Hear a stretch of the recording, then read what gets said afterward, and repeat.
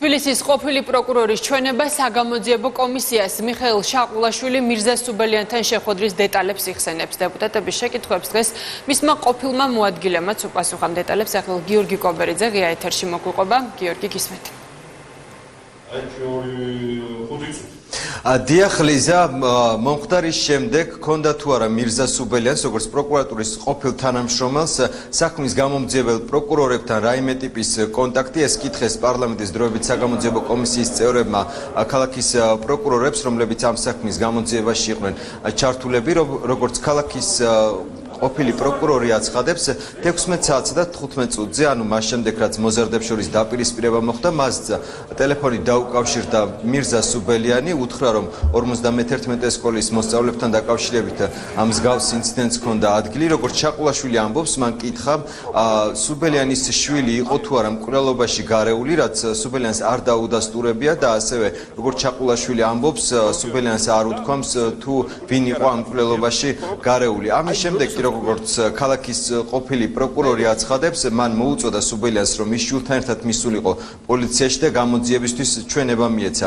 ამის შემდეგ კი, როგორც შაყულაშვილი ამბობს, მას უკვე სუბელიანთან კონტაქტი არ ქონია. კომისიის წევრებმა ასევე ქალაქის ყოფილ პროკურორს კითხეს, რომ თუ რატომ არ გამოიკითხა თავად მირზა სუბელიანი, რაზეც ქალაქის პროკურორებმა განაცხადეს, რომ ის დაცვის მხარის მოწმეთა სიაში იყო. რაც შეეხება იმ კადრებს, რომელიც ეხება სუბელიანის მისვლას კალანდიების სახლში, ამაზეც კითხეს ქალაქის ყოფილ პროკურორებს საგამოძიებო კომისიის წევრებმა. ამ კადრების შესახებ კი, როგორც ისინი ამბობენ, შეიტყვეს 17 იანვარს უკვე, როდესაც ექსპერტიზისგან შესაბამისი პასუხები მიიღეს. ჩემ ტელეფონზე შემოვიდა ზარი და აღმოჩნდა, რომ მირზა იყო სუბელიანი. მოდის ჩემთან რაღაცას 16 საათსა და 35 წუთზე ჩემთან კაბინეტში. მეუბნება, რომ აი 51 სკოლასთან რომ მოხდა ეს უბედურება, მაგაში ეს მოხდა ჩემი შვილის და ჩემი შვილის მეგობრის ჩაგვრის გამო, რის შემდგომაც ჩემმა შვილმა გადაურეკა დეიდაშვილს, რომელმაც თავის მხრივ წამოიყვანა თავისი მეგობრები, გავიდნენ რაღაცას გვერდზე ქუჩაზე, სადაც მოხდა ჩხუბი და ეს უბედურება. ეს იყო ზოგადი მონახაზი. ამ შემთხვევაში სუბელიანმა ასევე მკითხა უпростоრეთ, რომ ვარ დაბნეული და მირჩიე რა გავაკეთო. აი ეს სიტყვები იყო. კოტრიალებ კითხვას და პირდაპირ ვეუბნები. მირზა, შენი შვილი უშუალოდ არის მკვლელობაში გარეული თუ არ არის და ვის ეჭირა დანა. რაზედაც პასუხობს, რომ მე შვილი ესე არ გამიზდია, რომ უშუალოდ მკვლელობაში იყოს ჩარეული, ხოლო ვინ იხმარა დანა, არ ვიცი. ვეუბნები ესეთ ტექსტს. მირზა, გარდაცვლილია ჩემი შვილის მეგობარი, ჩათვალე, რომ ჩემი შვილია გარდაცვლილი მეთქი.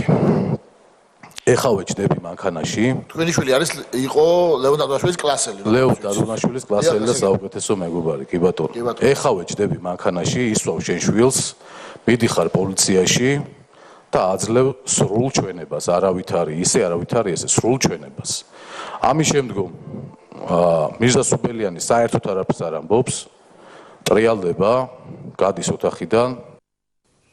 კომისიის წევრთა ნაწილი ძირითადი კითხვები ეხებოდა ასევე ერთ-ერთ მთავარ მოწმეს მკ-ს. კომისიის წევრებმა ქალაქის ყოფილ პროკურორებს კითხეს, თუ რატომ არ მოხდა გამოძიების დაწყება თანამონაწილეობის მუხლით, რაზეც პროკურორებმა განაცხადეს, რომ ბრალის წარდგენა იმ პირთა მიმართ მოხდა, ვიზეც გამოძიების მიხედვით შესაბამისი მტკიცებულებები არსებობდა. მე მახსოვს, რომ ვიცით, რომ ფარდულშია თანამონაწილეობაზე საუბარი. 12ჯერ ჭრილობა მიაყენეს და ეს პირი იჭერს და იმორჩილებს და ხელს ურტყამს, ეს ამაზე თანამონაწილეობისთვის, მკვლელობაში თანამონაწილეობისთვის ბრალი რატომ არ წარუდგინეთ?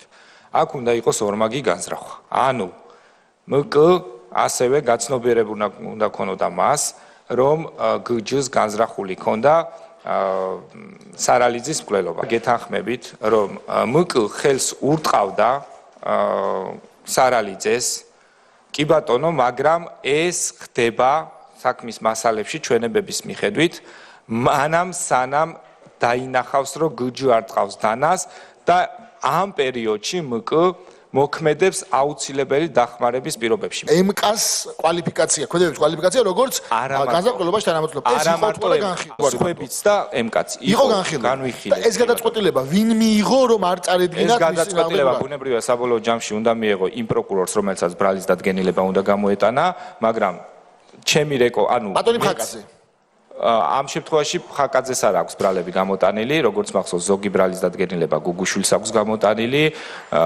და არის კიდე გიორგი მუკვანიანის ბრალიც. რატომ არ მოხდა მკ-ს ტანსაცმლის ამოღება და ექსპერტიზაზე გაგზავნა? კონკრეტული საგამოძიებო მოქმედებები რა ხარისხით ტარდებოდა, როგორ ტარდებოდა, ამაზე სრული კონტროლი ჩემგან შეუძლებელი იყო, რაც შეეხება მკ-ს ტანსაცმლის ამოღებას. მე ვიცი უბრალოდ ინფორმაცია მაქვს და მაგიტომ გეუბნებით, რომ ქონდა პოლიციას ინფორმაცია, რომ მკ-მ თუ არ ვცდები ძმა მისმა სანაგვეუნაში გადაყარა ეს ტანსაცმელი და მე რამდენადაც მე ვიცი ნახეს და ეს უკვე დასუფთავების სამსახურს აღებული ქონდა. და იყო დარჩენილი მხოლოდ ის, რაც იყო ჭაში, თუ არ ვცდები, ჭაში იყო ჩაყრილი. ოპოზიციის შემდეგ ახლა ქალაქის ყოფილ პროკურორებს კითხვებს მართველი გუნდის დეპუტატები დაუსვავენ. კომისიის ხდომა რამდენიმე წუთის წინ განახლდა. მადლობა გიორგი, კომისიის ხდომაზე გაკეთებული განცხადებები გაგვაცნო გიორგი კობერიძემ.